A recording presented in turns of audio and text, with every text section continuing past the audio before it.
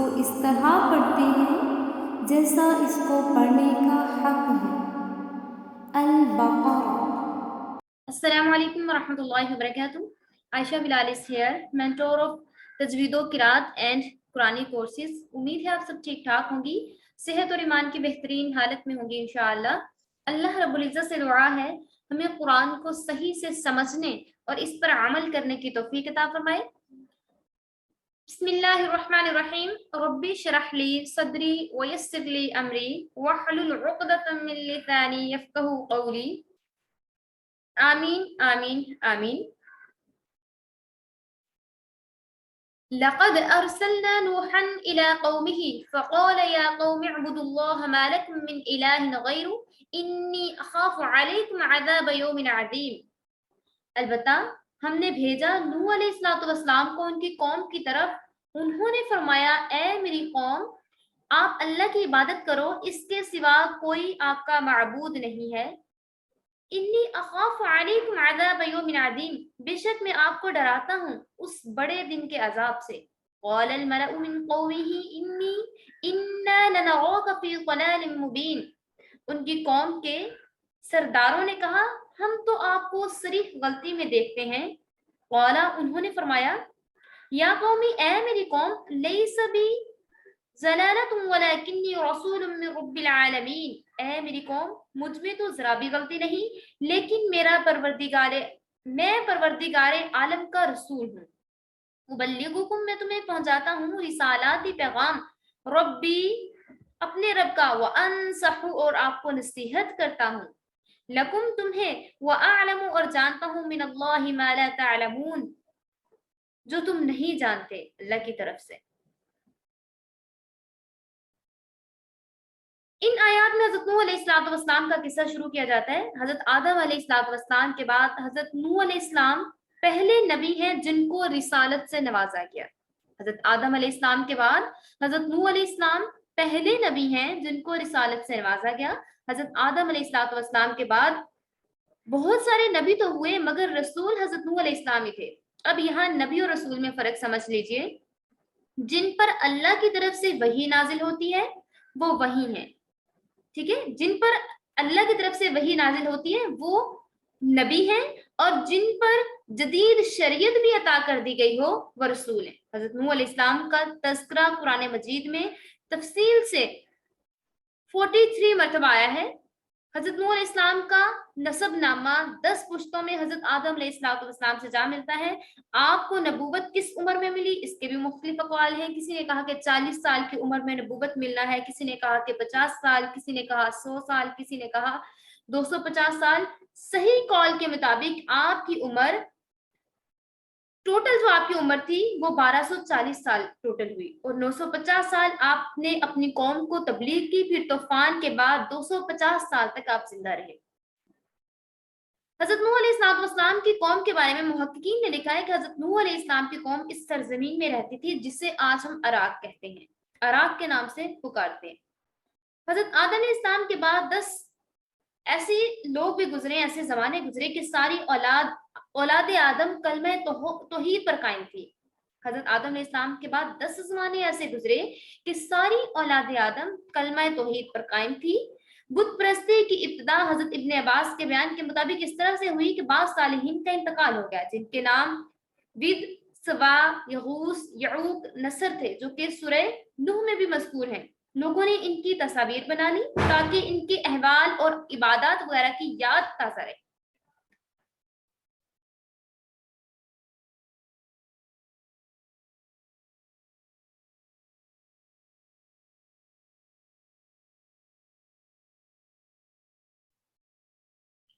اب انہوں نے کہا کہ ان کی تصاویر بنا لیتے ہیں تاکہ ان کے احوال اور عبادات وغیرہ کی یاد تازہ رہے. کچھ عرصہ کے بعد ان تصویروں کو مجسمے کی صورت دی، حتیٰ کہ کچھ دنوں بعد کچھ عرصہ گزرنے کے بعد ان کی عبادت ہونا شروع ہو گئی، اور یہ بت انہی بزرگوں کے نام سے موسوم کیے گئے تھے. ٹھیک ہے. اور اس کے بعد عرب کے زمانہ میں بھی ایسے ہی انہوں نے بتوں کے نام رکھے تھے، یغوث، یعوق، نصر، ٹھیک ہے، ودا، سواع، یہ انہوں نے نام رکھے ہوئے. جب بات بت پرستی کی وبا کافی زیادہ پھیل گئی. حق تعالیٰ نے حضرت نوح علیہ السلام کو بھیجا. انہوں نے طوفان سے پہلے اپنی قوم کو 950 برس تک توحید و تقوی کی طرف بلایا, دنیا اور آخرت کے عذاب سے ڈرایا, سچے مذہب کی دعوت دی, لیکن قوم نے نہیں مانا, دنیا اور نفرت و حقارت کے ساتھ انکار کر دیا.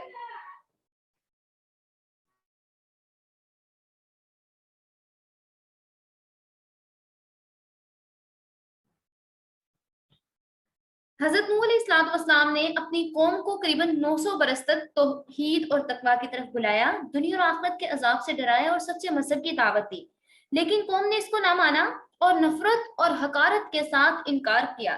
قوم کے جو امیر لوگ تھے, رئیس لوگ تھے, انہوں نے تکذیب کی اور تحقیر کی, جھٹلایا اور کسی بھی طریقے سے دین کو, مذہب کو نہ مانا.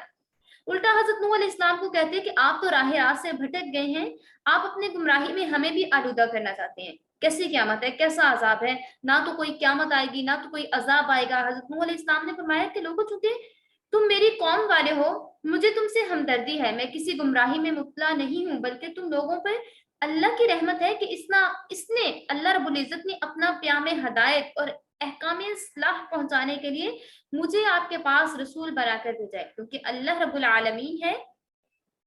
میں نے اللہ رب العالمین کے تمام احکامات آپ تک پہنچائے ہیں اور فقط تبلیغ احکام کرتا ہوں, بلکہ میں آپ کا خیر خواہ بھی ہوں اور آپ کو نصیحت بھی کرتا ہوں کہ میرے ان احکامات کو جو کہ اللہ کی طرف سے میں لے کے آیا ہوں, ان کو مان لیجئے, اور اگر آپ ان کو مان لیں گے تو آپ کے لیے ذریعہ نجات ہے. اگر آپ ان سے سرتابی کریں گے, منہ موڑیں گے, تو یہ معجب ہلاکت ہے.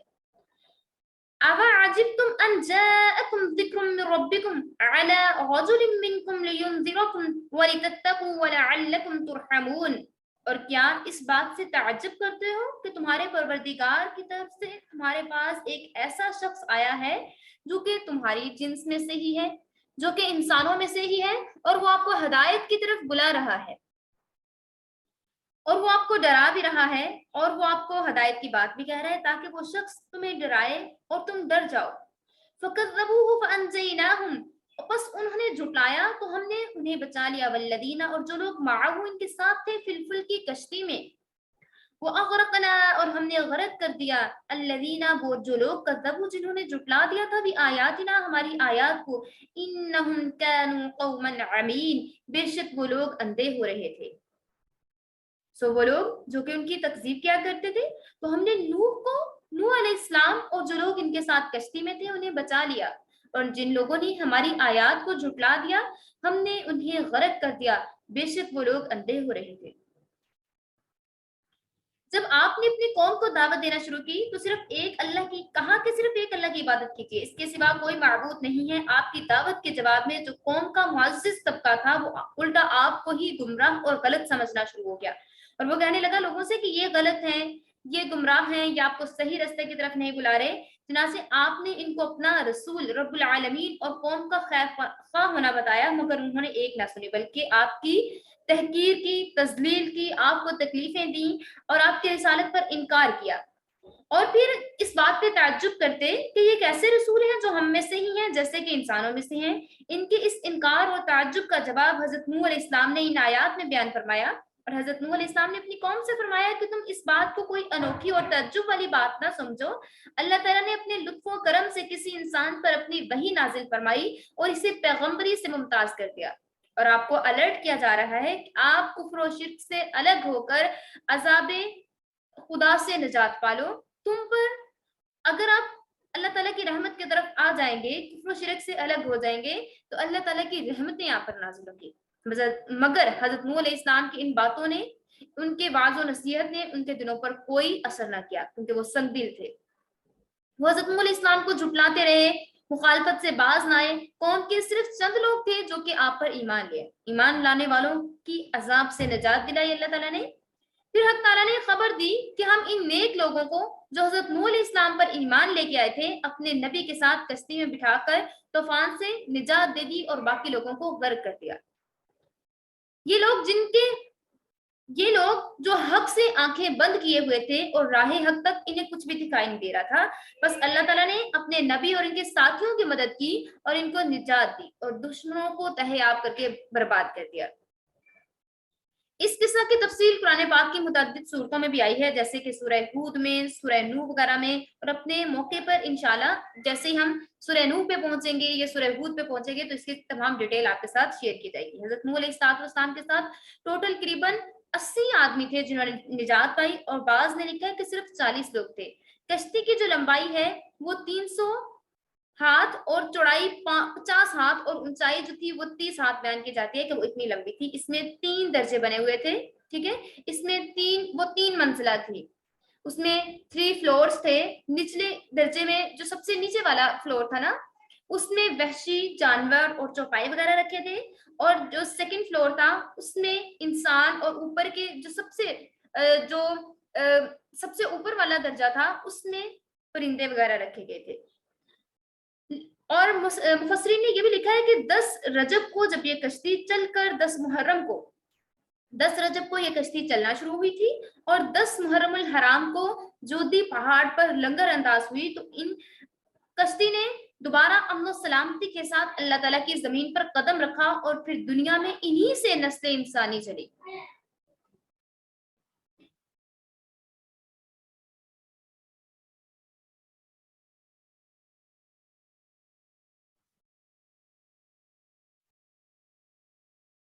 قرآن مجید کا یہ مخصوص طرز بیان ہے، وہ کسی قصہ کو محض قصہ گوئی کی خاطر بیان نہیں کرتا، بلکہ ایک سبق آموزی کے لیے بیان کرتا ہے۔ اس لیے ہر جگہ تاریخی واقعات کے بعد وہ قصہ کے صرف جزو کو پیش کرتا ہے، اور اس سے تعلق رکھنے والی تمام تفصیلات کو ڈیٹیل کے ساتھ بیان کیا جاتا ہے۔ پھر اگر قصہ کو مختلف مواقع پر مختلف اغراض کے ساتھ بیان کیا جاتا ہے، اور پھر اس کی ڈیٹیل بھی اسی طریقے سے بیان کی جاتی ہے۔ مثلاً اسی قصہ نوح کو لے لیجئے، یہاں اس کے بیان کا مقصد یہ بتانا ہے کہ پیغمبروں کی دعوت کو جھٹلانے والوں کا انجام کیا ہوتا ہے۔ لہٰذا اس مقام پر ایک ہی جملہ میں تکذیب کا انجام، جو تکذیب کرتے ہیں، جو جھٹلا دیتے ہیں، ان کا انجام یہاں پہ ڈوبنے سے، ڈوب کر مر جانا، اور پیغمبر کی رفاقت کا صلہ یعنی سلامتی سے طوفان سے بچ جانا بیان فرمایا۔ اگر انبیاء علیہ السلام کی رفاقت اور ان کی پیروی کریں گے تو پھر آپ طوفان سے بچ جائیں گے، سلامتی سے رہیں گے۔ اگر آپ ان کی تکذیب کریں گے تو انجام کیا ہوگا؟ پانی میں ڈوب کے مر جانا۔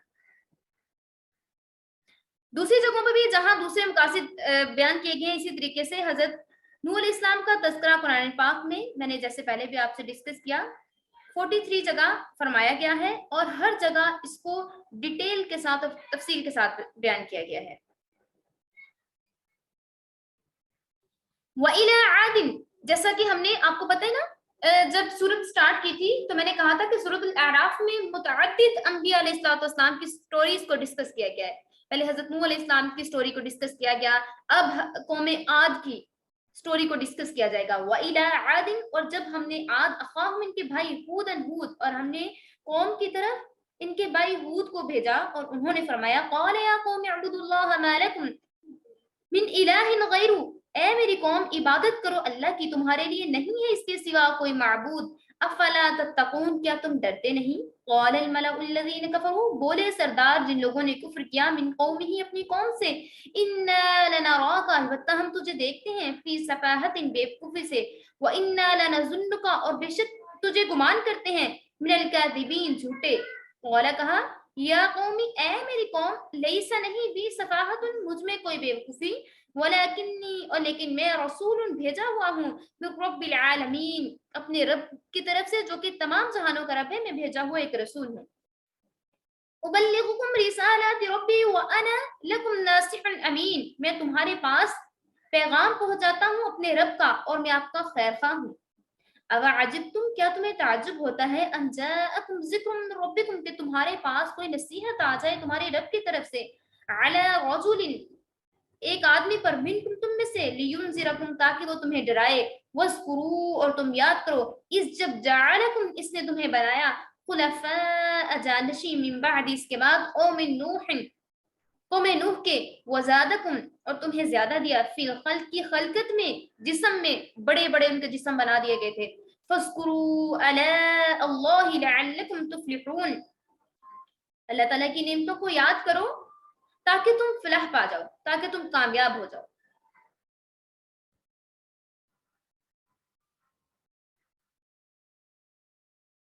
ان آیات میں قوم عاد کا ذکر کیا گیا ہے۔ قرآن کریم میں حضرت ہود علیہ السلام کا ذکر 7 مرتبہ آیا ہے، 7 جگہوں پہ آیا ہے، اور قوم عاد کا ذکر 9 صورتوں میں ہوا ہے۔ تفصیلات اپنی اپنی جگہ پہ بیان کر دی گئی ہیں، اور انشاءاللہ جیسے ان کا ذکر کیا جائے گا تو آپ کے ساتھ اس کو بھی ڈسکس کر لیا جائے گا۔ عاد عرب کی قدیم ترین قوم تھی جس کے افسانے اہل عرب میں عام طور پر مشہور ہیں۔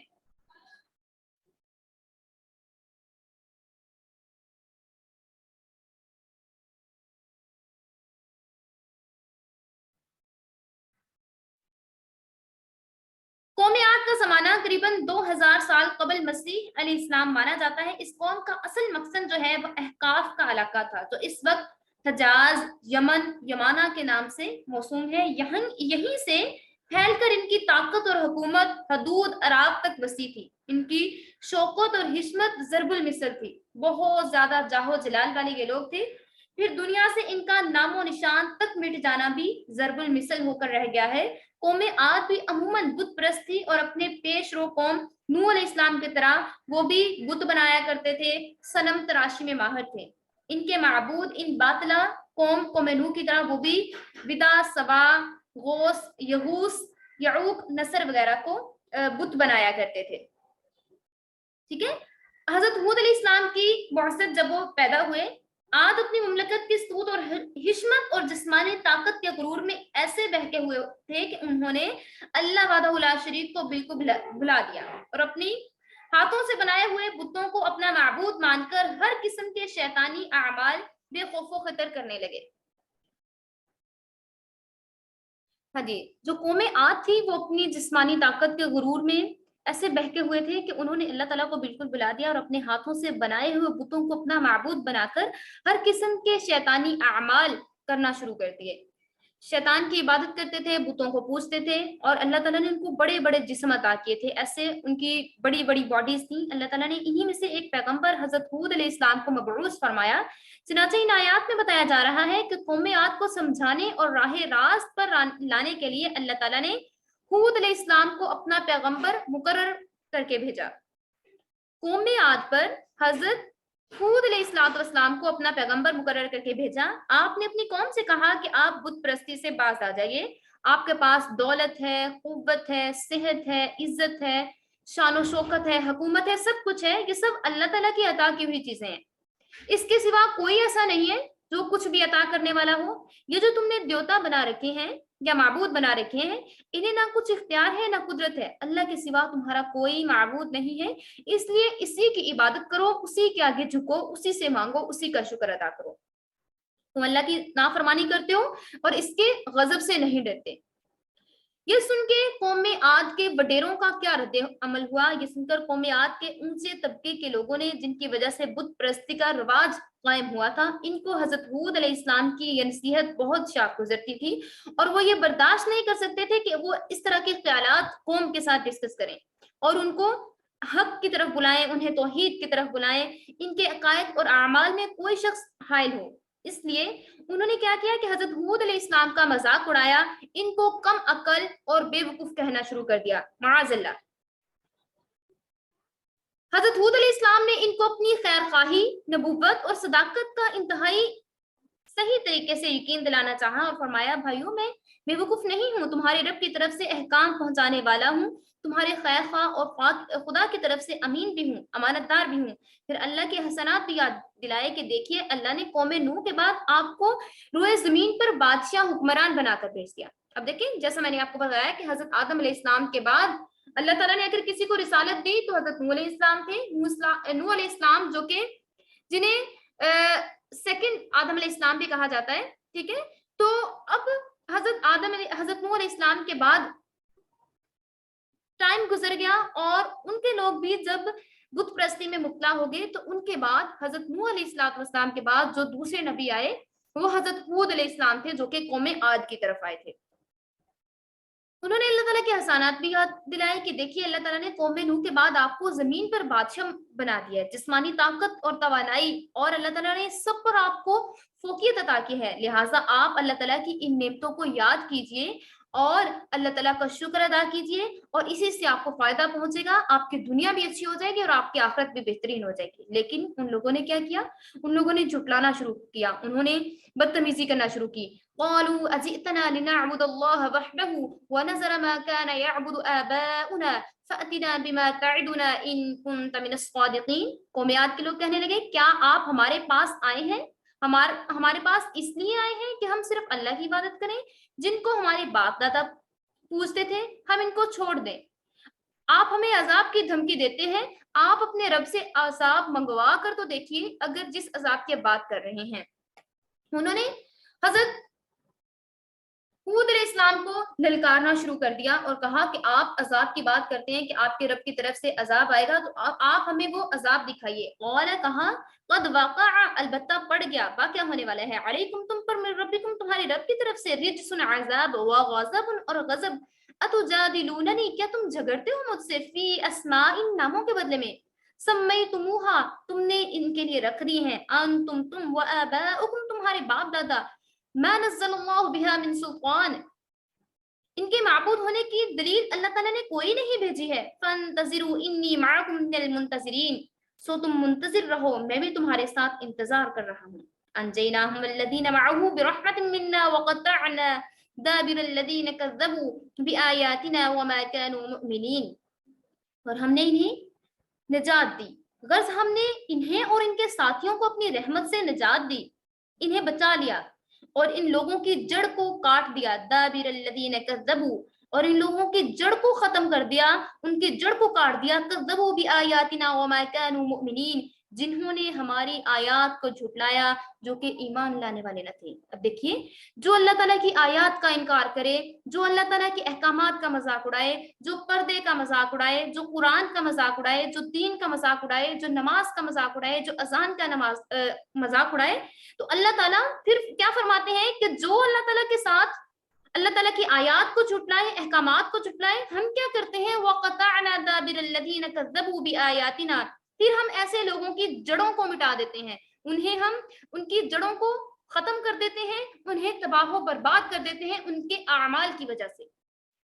ठीक है, तो अगर कोई दीन के नाम पर इस तरह के काम करे, दीन के नाम पर दुनिया को चलाए, दीन को अपने तरीके से रिलेट करना चाहे, या वो खुद खुद बैकग्राउंड में जैसा भी हो, बातन उसका बुरा हो, ज़ाहिरन उसने दीन का लिबादा ओढ़ा हुआ हो, लोगों को गलत अहकामात बताए, लोगों को गलत मसाइल बताए, तो अल्लाह ताला ऐसे लोगों की जड़ों को भी काट देता है।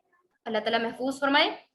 तो हजरत हूद अलैहिस्सलाम अपनी कौम को अल्लाह ताला की तरफ, तौहीद और इबादत की तरफ बराबर दावत देते रहे और समझाते रहे, मगर कौम की सरकशी और मुखालफत बढ़ती रही और इन पर जरा भी असर ना हुआ, और हजरत हूद अलैहिस्सलाम की तकजीब और तजलील करते रहे, और इन्हें कभी पागल कहते, कभी इन्हें मजनू कहते, कभी इन्हें खबती कहते, माअज़ल्लाह, और आपका मजाक उड़ाते।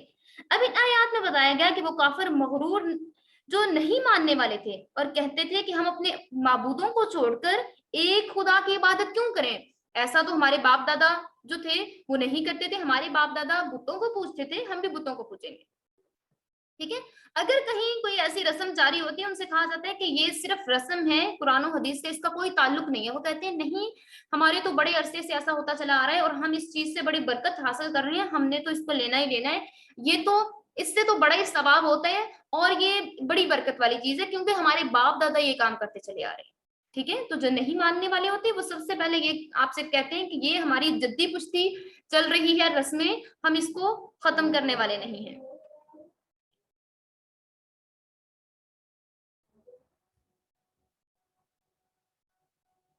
जब हजरत हूद अलैहिस्सलाम ने अपनी कौम से कहा कि आप अल्लाह ताला की तरफ आ जाइए, एक अल्लाह को मानिए, तो उन्होंने आपकी तकजीब की, आपको झुटलाना शुरू कर दिया, और उन्होंने कहा कि हम अपने बाप दादा को छोड़कर आप कि अल्लाह पर किस तरह से ईमान ला सकते हैं।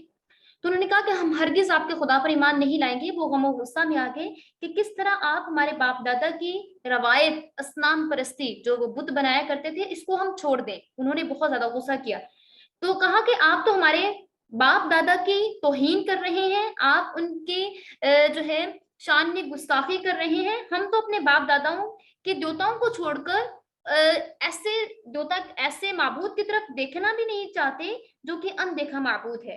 ہم سے یہ روز روز کی آپ کی نصیحتیں نہیں سنی جاتی, اور جو آپ ہمیں عذاب سے ڈراتے ہیں, اگر واقعی آپ سچے ہیں تو اپنے رب سے کہیے کہ ہم پر عذاب لے آئے, تو ہم آپ کی بات کو نہیں مانتے. حضرت ہود علیہ السلام کا آخری خطاب, انہوں نے جواب دیا کہ اگر میری مخلصانہ اور صادقانہ نصیحتوں اور تعلیمات کا آپ کے پاس یہی جواب ہے تو بسم اللہ کیجیے, آپ پر عذاب کا, اگر آپ کو اتنا ہی عذاب کا شوق ہے تو آپ پر عذاب آنے والا ہے. آپ کو نہیں شرم آتی کہ چند خود ساختہ بتوں کو بنا لیا, ان کے نام بھی خود ہی بنا لیے, اور اس کو آپ نے اپنے آباء و اجداد کی طرف سے منسوب کر دیا, اور آپ نے کہا کہ ہاں ہمارے یہ بت ہی سارا کچھ ہے ہمارے لیے, اور آپ نے اس کو خود سے بنا لیا, خود سے کہا کہ یہ ہمارے خدا ہیں, اور آپ اسی انتظار میں ہیں کہ اگر اللہ تعالیٰ آپ پر عذاب نازل کر دے تو آپ عذاب کے انتظار میں ہیں تو اللہ تعالیٰ آپ پر ضرور عذاب نازل کرے گا. الغرض قوم عاد کے انتہائی شرارت اور بغاوت اور پیغمبر کی تعلیم سے بے پناہ بغض رکھنے کی جرم میں اور قانون سزا کا وقت آ گیا, اور اللہ تعالیٰ نے ان پر اپنے عذاب کی بارش کر دی. عذاب الہی نے سب سے پہلے خشک سالی کی شکل اختیار کی.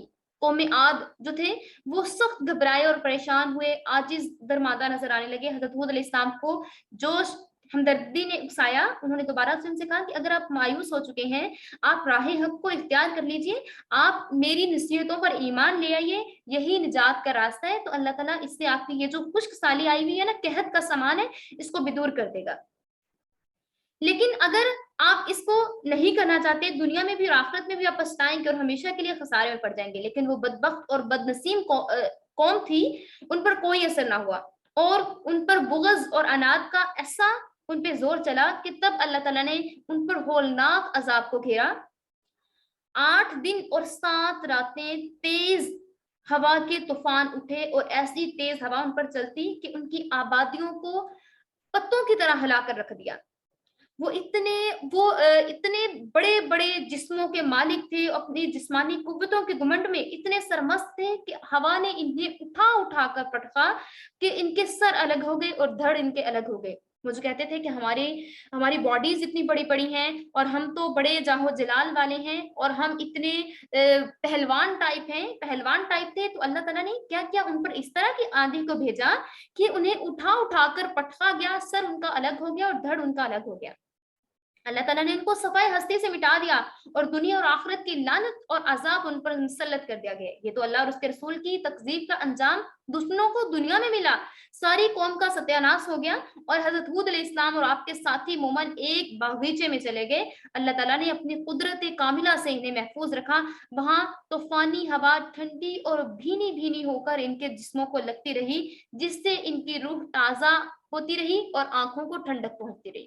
اب دیکھیے اللہ تعالیٰ نے کس طریقے سے ایک طرف قوم کے لوگ اسی ہوا سے اٹھا کے ان کو پٹکا جا رہا ہے کہ ان کی باڈیز الگ ہو رہی ہیں, ان کی باڈیز ٹوٹ رہی ہیں, پارٹس میں ڈیوائڈ ہو رہی ہیں, ٹھیک ہے, ان کے سر دھڑ سے الگ ہو رہی ہیں. لیکن وہی لوگ جو کہ اللہ تعالیٰ کو ماننے والے تھے, اللہ تعالیٰ نے ان پر اس چیز کو ایک ٹھنڈی ٹھنڈی اور بھینی بھینی ہوا کی طرح سے ان کے جسموں پہ لگانا شروع کیا, اور ان کو لگتا تھا کہ ان کی روح کو تازگی مل رہی ہے اس سے, آنکھوں کو ٹھنڈک مل رہی ہے اس سے.